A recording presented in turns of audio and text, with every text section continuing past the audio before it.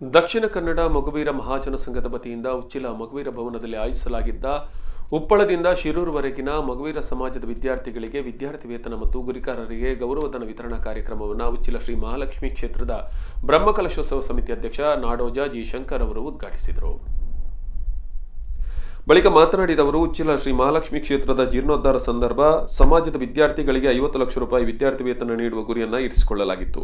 ತಾಯಿ ಮಹಾಲಕ್ಷ್ಮಿ ಆಶೀರ್ವಾದದಿಂದ ಗುರಿ ಈಡೇರಿದ್ದು, ಪ್ರಥಮ ಹಂತದಲ್ಲಿ ಎಸ್ಎಸ್ಎಲ್ಸಿ, ಪಿಯುಸಿ ಮತ್ತು ಪದವಿ ವಿದ್ಯಾರ್ಥಿಗಳಿಗೆ 25 ಲಕ್ಷ ರೂಪಾಯಿ ವಿದ್ಯಾರ್ಥಿ ವೇತನ ವಿತರಿಸಲಾಗುತ್ತಿದೆ.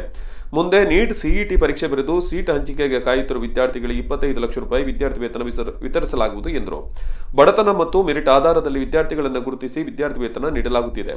2021-22 ಸಾಲಿನಲ್ಲಿ ಎಸ್ಎಸ್ಎಲ್ಸಿ ಮತ್ತು ದ್ವಿತೀಯ ಪಿಯುಸಿ ಉತ್ತೀರ್ಣರಾದ 175 ವಿದ್ಯಾರ್ಥಿಗಳು ಹಾಗೂ 75 ಪದವಿ ವಿದ್ಯಾರ್ಥಿಗಳಿಗೆ 25 ಲಕ್ಷ ರೂಪಾಯಿ ವಿದ್ಯಾರ್ಥಿ ವೇತನ ವಿತರಿಸಲಾಯಿತು. ಮೆಡಿಕಲ್, ಡೆಂಟಲ್, ಇಂಜಿನಿಯರಿಂಗ್ ಕೋರ್ಸುಗಳಿಗೆ ಪ್ರವೇಶಾತಿ ನೀಟ್, ಸಿಇಟಿ ಪರೀಕ್ಷೆ ಬರೆದು ಕಾಲೇಜುಗಳಲ್ಲಿ ಸೀಟ್ ಹಂಚಿಕೆಗೆ ಕಾಯುತ್ತಿರುವ ವಿದ್ಯಾರ್ಥಿಗಳಿಗೆ ಮುಂದಿನ ದಿನಗಳಲ್ಲಿ ತಲಾ 25,000ದಂತೆ 25 ಲಕ್ಷ ರೂಪಾಯಿ ವಿದ್ಯಾರ್ಥಿ ವೇತನ ನೀಡಲಾಗುವುದು ಎಂದರು.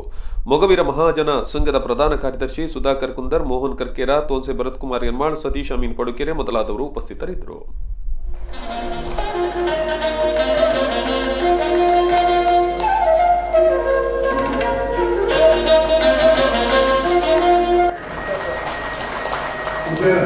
ಶ್ರೀ ಶೇಖರ್ ಸಾಲಿನಂಬಾಡಿ, ಕ್ಷೇತ್ರದಿಂದ ಮಾಜಿ ಅಧ್ಯಕ್ಷರು ಶಿವಮೂರ್ತಿ ಕಾಂಗ್ರೆ ಅವರು, ಪಡಿವಿಧಿ ಸಭೆಯಿಂದ ಗಮನದಕ್ಕೆ